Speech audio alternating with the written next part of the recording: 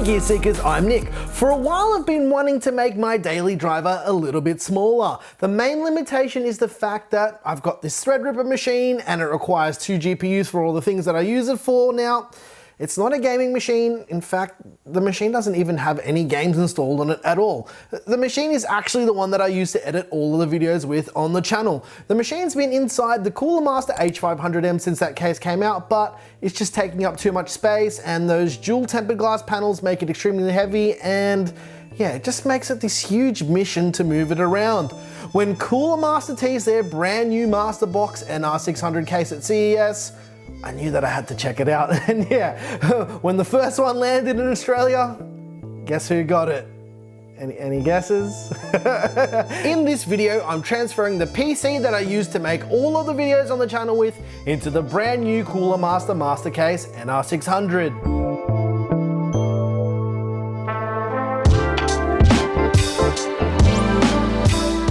This is a permanent system that gets used every single day, but I'm not going to comment about benchmarks or airflow or any performance metrics because that's not what these videos are about. And I don't think it's that important since this is my personal workstation. It's not a review of the system because obviously it does what I need it to do, otherwise these videos wouldn't come out. With all that said, let's tear down the H500M and rebuild the beast.